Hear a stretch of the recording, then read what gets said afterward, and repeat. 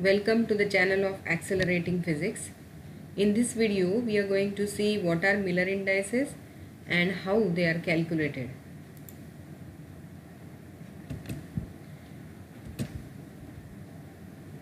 The crystal lattice may be regarded as made up of an infinite set of parallel equidistant planes passing through the lattice points, which are known as lattice planes. In simple terms, the planes passing through lattice points are called as lattice planes. For a given lattice, the lattice planes can be chosen in a different number of ways. Let us consider this diagram. In this diagram, these are the vertical planes, these are the horizontal planes, and different types of planes are shown here. The distance between the two planes is given as small d. The orientation of planes or faces in a crystal can be described in terms of their intercepts on the three axes. Miller introduced a system to designate a plane in a crystal. He introduced a set of three numbers to specify a plane in a crystal. This set of three numbers is known as Miller indices. Now, what is the procedure for finding Miller indices that we are going to see? The first step is determine the intercepts of the plane along the axis x, y and z in terms of lattice constants a, b and c. Second step is determine the reciprocals of these numbers. Third step, find the least common denominator and multiply each by this LCD. The step 4, the result is written in parentheses. This is called as Miller indices of the plane in the form of HKL. This is called the Miller indices of the plane in the form of HKL. The plane ABC has intercepts of 2 units along x-axis as shown in this diagram, and 3 units along y-axis and 2 units along z-axis. Now for this diagram, we are going to calculate the Miller indices as the intercepts are 2, 3 and 2 on the 3 axis. The reciprocals are 1 by 2, 1 by 3 and 1 by 2. The least common denominator is 6. Multiplying each reciprocal by LCD, we get 3, 2 and 3. Hence, Miller indices for the plane ABC is 3, 2 and 3. Now we will see this is 1, 0, 0 plane. Why this is called as 1, 0, 0 plane? Because this plane cuts the x-axis only, whereas the other planes are having the intercepts as infinity. This plane is parallel to y and z axis. In the above plane, the intercept along x-axis is 1 unit. The plane is parallel to y and z axis, so the intercepts along y and z axis are infinity. Now the intercepts are 1, infinity and infinity. The reciprocals of the intercepts are 1 by 1, 1 by infinity and 1 by infinity.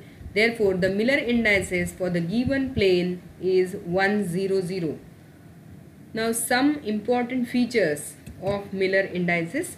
A plane passing through the origin is defined in terms of parallel plane having non-zero intercepts. All equally spaced parallel planes have same Miller indices. That is, the Miller indices do not only define a particular plane but also a set of parallel planes.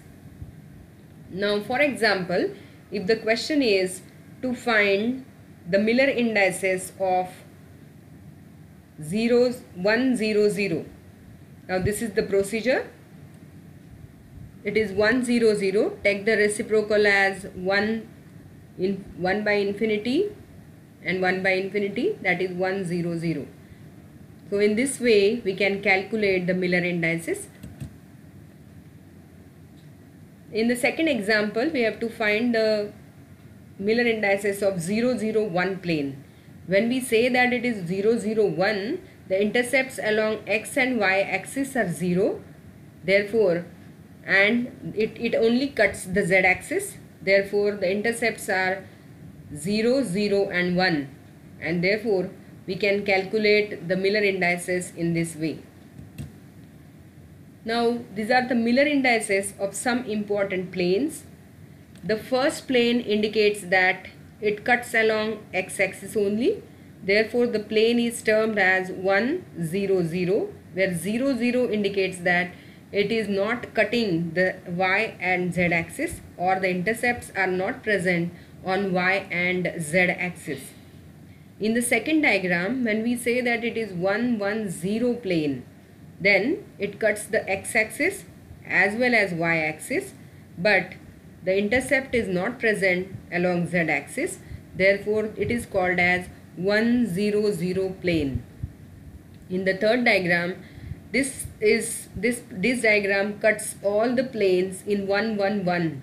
Therefore, the Miller indices of this plane is 1, 1, 1. Now, in crystal analysis, it is essential to indicate certain directions inside the crystal. A direction in general may be represented in terms of 3 axes with reference to the origin. In crystal system, the line joining the origin and a lattice point represents the direction of the lattice point. To find the Miller indices of a direction, choose a particular or perpendicular plane to that direction. Find the Miller indices of that particular perpendicular plane. The perpendicular plane and the direction have the same Miller indices value. Therefore, the Miller indices of the perpendicular plane is written within a square bracket to represent the Miller indices of the direction, like this bracket. Now we have to see one of the most important point, that is separation between the lattice planes. Or we are going to see the derivation for the value of small d, which is the distance between the two planes. Now this diagram is here. Consider a cubic crystal of side B and a plane ABC. The plane is shown like this. A, B and C plane is there. This plane belongs to a family of planes whose Miller indices are HKL, because Miller indices represents a set of planes. Let ON equal to small d, this distance we are going to consider as small d, be the perpendicular distance of the plane ABC from the origin. Let alpha 1, beta 1 and gamma 1, they are the different from the interfacial angles alpha, beta and gamma, be the angles between the coordinate axis x, y, z and ON respectively. The intercepts of the plane on the 3 axes are OA equal to A upon H, OB equal to A upon K and OC equal to A upon L, where H, K, L are the Miller indices. Let us consider this as equation number 1. From the figure we have cos alpha equal to d1 upon OA, cos beta equal to d1 upon OB and cos gamma equal to d1 upon OC. Let this equation be considered as equation 2. From the property of direction of cosines, cos square alpha plus cos square beta plus cos square gamma equal to 1. Let us consider this as equation 3. Using equations 1 and 2, we get cos alpha equal to d1 h upon a, cos beta equal to d1 k upon a and cos gamma equal to d1 l upon a. This is equation 4. Substituting equation 4 in 3, we get d1h upon a square plus d1k upon a square plus d1l upon a square equal to 1. So expanding this, d1 square h square upon a square plus d1 square k square upon a square plus d1 square l square upon a square equal to 1. Hence, we are going to take d1 square upon a square common. Inside the bracket, h square plus k square plus l square equal to 1. Now, d1 square will be equal to a square. This a square we are taking to this right hand side, and therefore a square upon h square plus k square plus l square.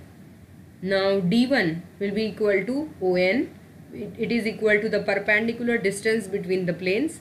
It is equal to a upon square root of h square plus k square plus l square.